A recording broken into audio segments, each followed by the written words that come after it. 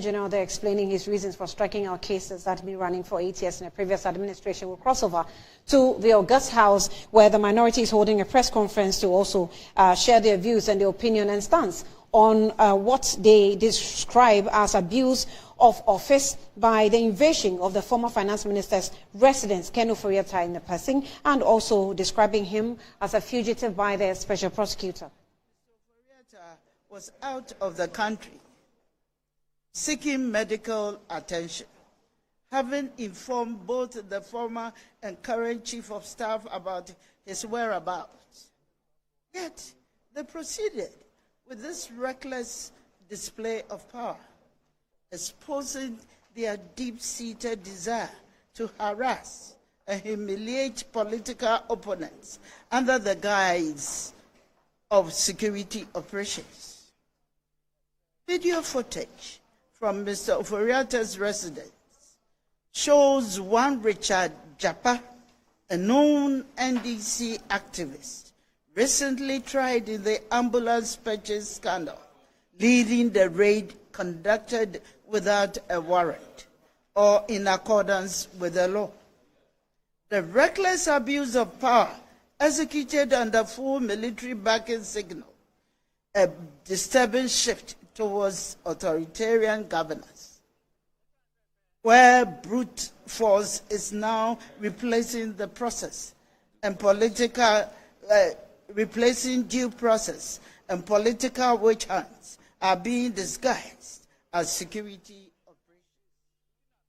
It is nothing short of a state-orchestrated assault on individual freedoms and an alarming escalation in the abuse of powers.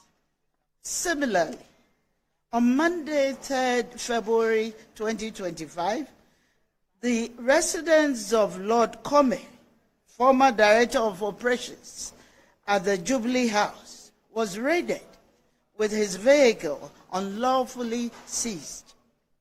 Former Minister of Defense, Honorable Dominic Nitiwo, was also targeted as security operatives chased him down and forcibly took possession of his vehicle while it was at a workshop.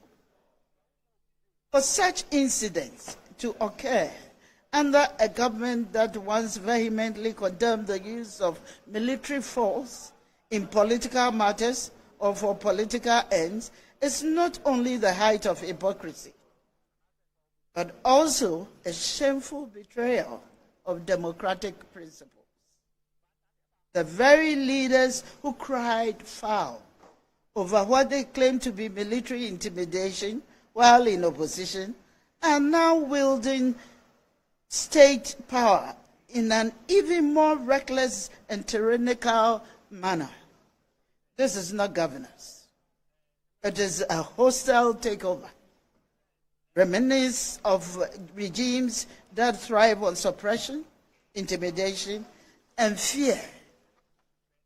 Today, February 12, yesterday, February 12, 2025, the OSP, subsequent to the raid, has also, without recourse to law and due process, announced at a press conference that he considers Mr. Ofori Atta a suspect and a fugitive. This is shocking, when no charges have even been proffered against the former finance minister. Another matter that demands the attention of the public is the glaring bias and selective justice being exhibited by state security agencies in the administration of their duties. The National Intelligence Bureau, the NIB, on Monday, 10th February 2025, wasted no time in summoning the Minority Chief Whip, Honorable Frank Anodombre, for questioning over comments he made concerning the disputed Ablekuma North parliamentary elections results. His words urging MPP supporters to protect their own were swiftly deemed insightful and required interrogation at the highest level of the security apparatus. Yet, when Mustafa Bande, the Deputy General Secretary of the NDC and Deputy Director of Operations in the Presidency, openly declared on live television on Friday, 7th February 2025, that the NDC would sacrifice the minority leader, Honorable Alexander Afenyo-Markin, the NIB found no cause for alarm and did not summon him for questioning. Neither did they demand an explanation for such utterances. The NIB did not also find it necessary to investigate what was an explicit and direct threat to the life of Honorable Afenyo-Markin and a deliberate attempt to incite violence against him. Mr. Bande's comments were dangerous and a criminal incitement to harm the minority leader. It was a direct attack on his safety and an assault on the very principles of democracy and the rule of law. This glaring double standard exposes the dangerous path this country is heading down. One where justice is no longer blind but selectively wielded against political opponents.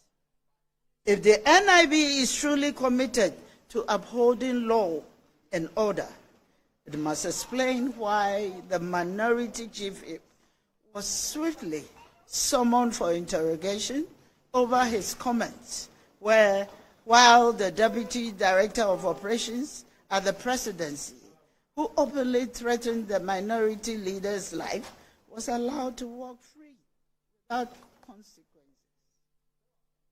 This double standard raises serious concerns about the selective application of justice and the use of state institutions to police certain political figures while others are allowed to act with impunity.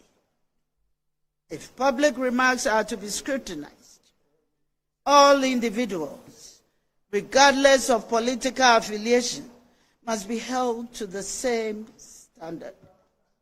The silence over Bande's threats, while Honorable Arnaud Dampre is subjected to interrogation, suggests a politicization of security agencies and a dangerous precedent where loyalty rather than the rule of law dictates accountability.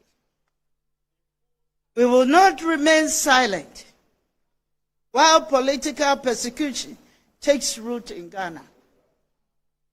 This country belongs to all of us, and no administration has the right to weaponize state institutions against its political opponents. We demand an immediate, transparent, and independent investigation into these politically motivated attacks and insist that those responsible be held accountable. The harassment of former government officials must cease immediately, and due process must be followed in all legal matters. The use of security forces for political vendettas points to a dangerous descent into lawlessness, one where due process is cast aside and state institutions are weaponized or harass or silence perceived opponents. This undermines our institutions and erodes public confidence in governance. As such, the government must demonstrate political maturity and tolerance by fostering an environment where opposition voices are respected rather than suppressed through intimidation and coercion. No democracy can survive when its institutions become weapons for political vengeance.